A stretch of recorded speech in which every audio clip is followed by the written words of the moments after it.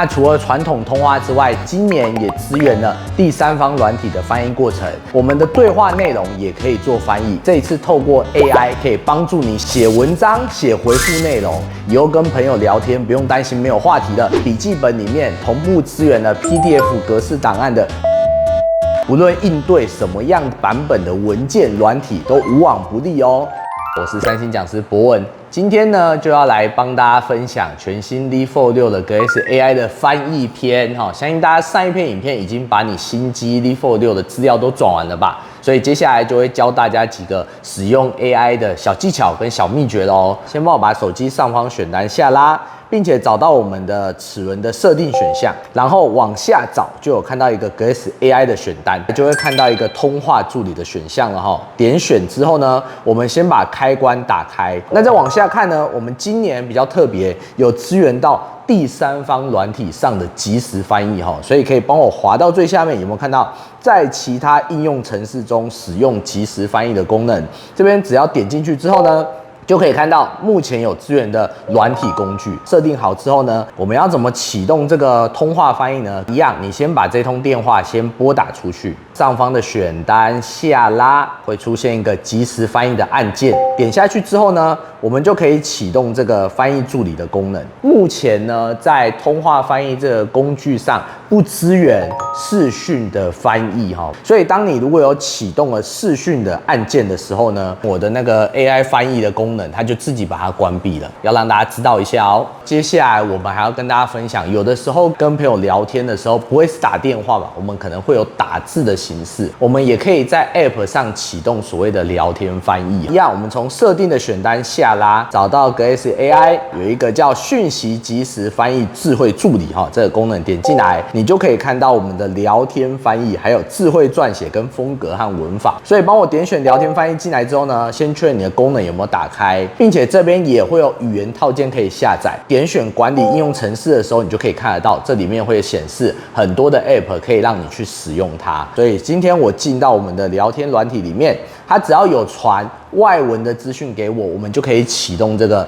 聊天翻译功能。只要你点选我们的打字的位置，就会叫出这个键盘，左上方就有这个 AI 星星的选项。按下聊天翻译之后呢，我们现在功能就启动了，它都会自动帮你转成中文。但我们其实在通话过程中呢，有的时候总会有需要笔记的时候，我的同事可能交代我要买一些东西，我们在启动即时翻译的过程中，一样呢，可以用我们的 S Pen 哈，旁边侧边有个按钮，按住点画面2下，它就可以快速的叫出笔记本。让我可以在边翻译的过程中，还可以边记录事情。像他可能有交代我说，今天要去哪里玩啊，我就可以马上把重点事项写下来。所以其实我们可以利用这个快速笔记的功能，让我在通话翻译的过程中更方便哈。那刚刚大家还有注意到另外一个，就是我按下通话的过程中呢，有没有注意到我们的通话助理里面有一个叫文字通话的工具？因为有的时候我们在接电话的过程中，可能会接到一些很明显就是广告来电，那你就会很不想回应他，但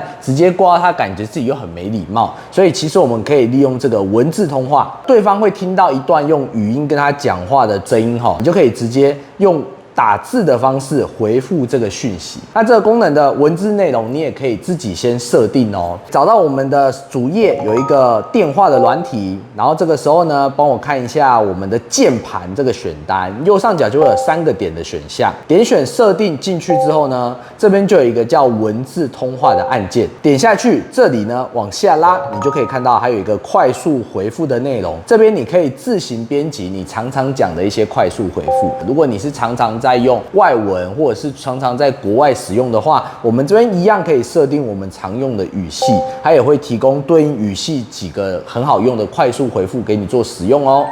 那既然有了转换语言了之后呢，我们当然会想要回复它嘛。接下来教大家回复的新招哈，Leap 6上面有提供了全新的智慧撰写。像这个韩国的朋友啊，他最近可能没有什么话题跟我聊，他就跟我聊他今天天气哦，今天韩国那边有下雨，我好像没什么想法跟他讲。没关系，我们请 AI 来帮忙哈，所以我一样先点选键盘的部分，点一下 AI 的星星，选择第2个工具叫做智慧撰写，给它几个关键字 ，AI 就会帮你产出一篇很像对话形式的内容。所以我就跟 AI 说哈，帮我写一下最近天气的文章。好，来，那这个时候因为我跟这个朋友算是平辈啦，所以我就选一个比较口语化的一个沟通方式。那并且呢，我希望这个文章俏皮一点，所以我就选择社群媒体。好，按下生成，好 ，AI 就帮我写出一句话了哈。所以这个时候我就可以把这篇文章复制下来。那因为文章的内容是中文的，我要把它变成韩文呢，我们还有一个叫所谓的输入法的翻译。所以帮我点选一下打字的部分，有一个 A 的选项，按下去，它就启动转成韩文的形式。然后请帮我把刚的文字呢给它贴上来。这个时候你看它就是韩文的内容了哈，所以我就可以直接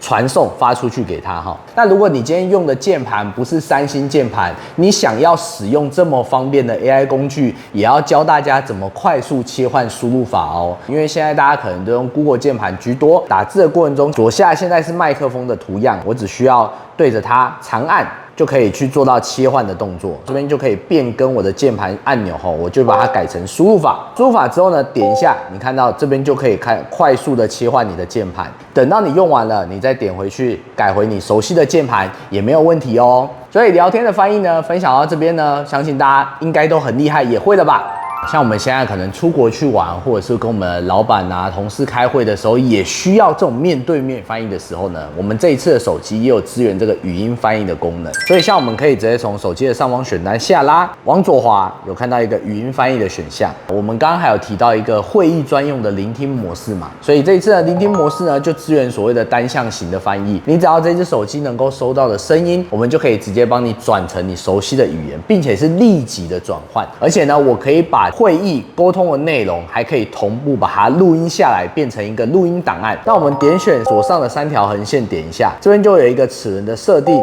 点一下之后呢，下方就会有一个麦克风开启时自动录音的选项，记得把它打开来。未来你在收音的过程中呢，它就可以及时的帮你转换语言的内容，而且会同步的帮你把这个声音档直接做录音的动作咯。相信大家也想要知道这个录音的档案在哪里，我要从哪里把它叫出来重新复习呢？你只要找到我们三星内建的语音录制这个 app 就可以了哦。这个时候点进来，你就会发现，我刚刚的录音档已经存在里面了。我只需要点选这个录音档之后呢，它就会有一个语音转文字的功能。好，所以当我按下这个语音转文字，它就会直接帮我把我刚刚录音的那一段内容直接输出成文字稿。所以提供了这样的一个功能呢，相信大家未来在会议聆听的过程中呢，会更加的方便。相信你们跟客户啊，或者是跟其他人聊天的时候，也许会需要收到一些不同格式的档案翻译哈。那我们今年的笔记工具更聪明了，我们可以支援到 PDF 格式档案的翻译。